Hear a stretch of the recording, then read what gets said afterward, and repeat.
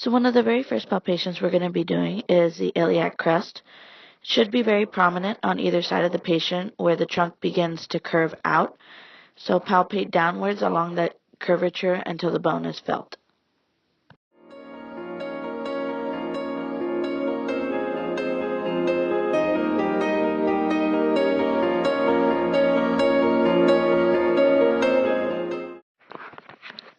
So the next palpation we're going to be doing is a lumbar spinous process.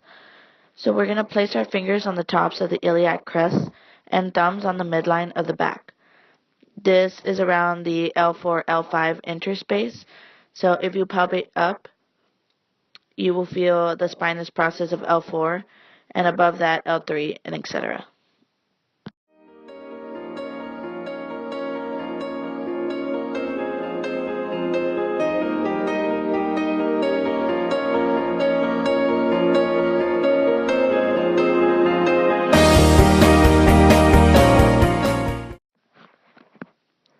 Our sacral processes will be found after palpating the L5 spinous process. If you keep palpating inferiorly and the processes become notably smaller, these will be our sacral processes. Note that S2 should be in line with the posterior superior iliac spine, also known as our PSIS.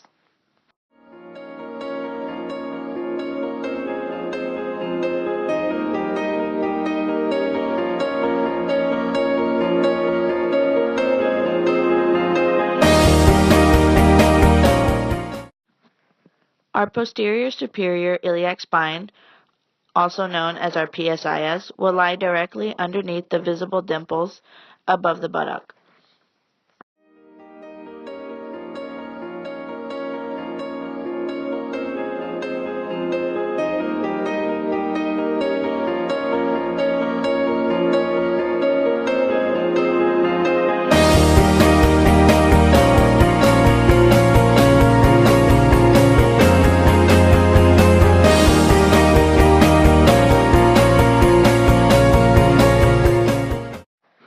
Next, we'll be palpating our ischial tuberosity.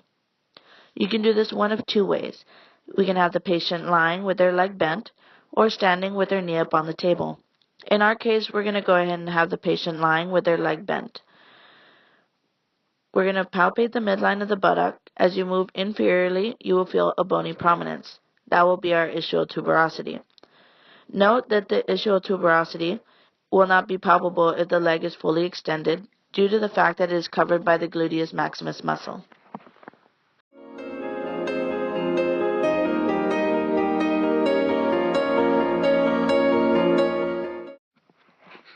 When finding our sciatic nerve, we want to start by palpating the ischial tuberosity. From there, we will palpate laterally, and approximately halfway between the greater trochanter, you'll find your sciatic nerve. Note that although you may not feel the sciatic nerve, some patients will feel tingling down the leg when you're palpating it.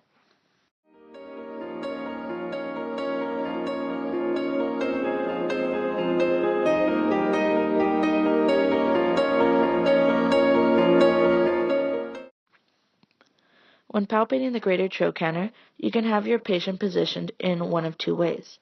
You can have the patient lying with their leg bent, or standing with their leg bent or their knee on the table. If you start from the ischial tuberosity and move in a lateral and inferior direction, you will find a bony prominence. This will be your greater trochanter. If you begin palpating on the PSIS and keep moving inferiorly, you will again palpate the greater trochanter.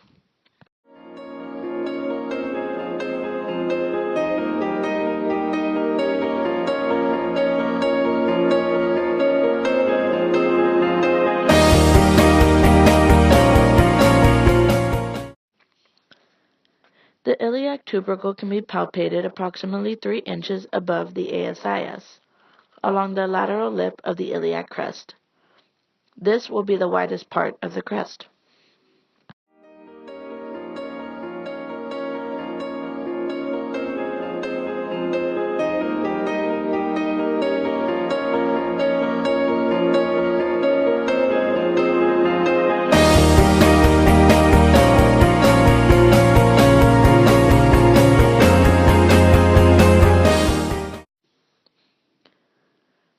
When palpating the femoral triangle, your patient will be prone with their leg on the side that is being palpated in the favored position.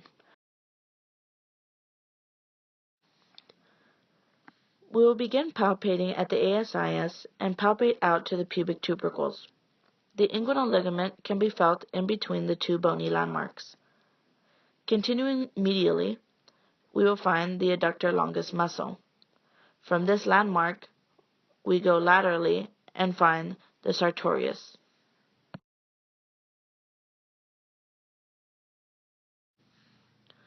Note that there are many other structures that are included within the femoral triangle. The posterior wall of the triangle consists of the adductor longus, pectineus, and iliopsoas. Superficial, running through the triangle, is the femoral artery, femoral nerve, and femoral vein. Lymph nodes can be palpated laterally and inferior to the inguinal ligament.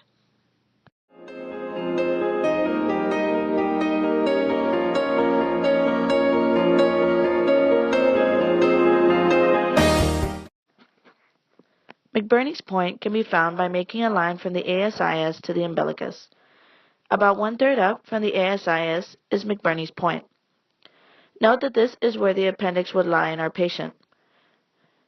If the patient is diagnosed with appendicitis, this will be very painful to palpate.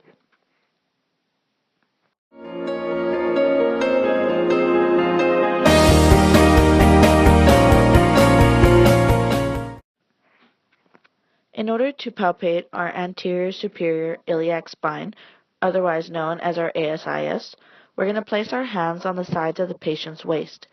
Now, in most patients, there should be bilateral bony prominences where your thumbs would naturally fall. However, in larger patients, they will be harder to find.